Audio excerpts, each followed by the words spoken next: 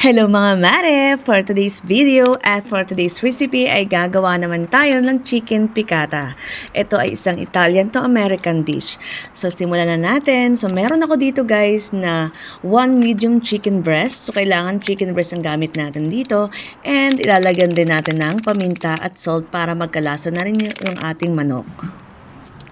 And after this, i-coated lang natin siya guys ng all-purpose flour.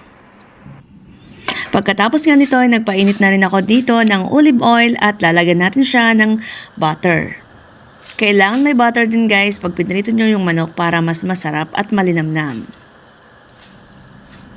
So tutunawin lang natin to guys at bago natin ilagay yung ating manok. At ito na nga, ready na rin for coated kaya naman iprito na natin to mga mare para mabilis tayo matapos. Kasi gagawa pa tayo ng sauce pagkatapos nito.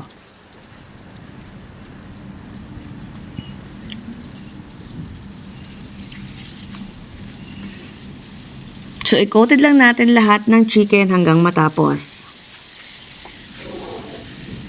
At habang naghihintay tayo, ay magagayat na tayo ng bawang at sibuyas. Ito yung ating gagawing sauce. At isa sa mga ingredients na kakailanganin natin.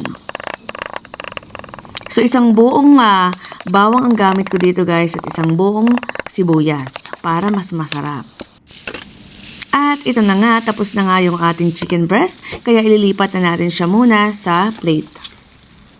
At pagkatapos, hindi natin natapon yung mantika kasi dito rin natin piprituhin yung bawang at sibuyas. At pag mapula na nga yung bawang at sibuyas, isunod na rin natin dito yung tubig or chicken cubes. Pwede rin naman kayo maglagay dito guys ng chicken broth kung available sa kusina nyo. So, wala akong chicken broth kaya ginawa ko siya ng paraan, tubig at saka chicken cubes. And nag-add na rin ako dito guys ng butter. At lemon juice. Huwag kakalimutan yung lemon juice guys.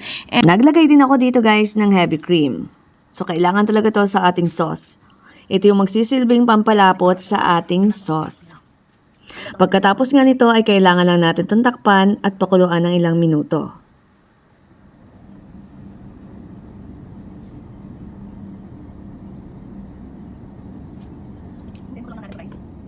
At ayan na nga, kumukulo na nga kaya ito na yung time para ilagay natin yung ating manok.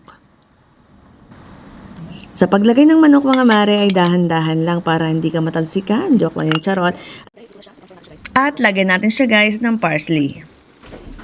At ito na nga mga mare, tapos na yung ating chicken piccata. Ready to serve na mga mare. Kung gusto nyo nga ang ganitong luto, nako, i-follow nyo na ang Mare Vlogs at Idols Kagala TV. Thank you for watching guys. Another day, another recipe.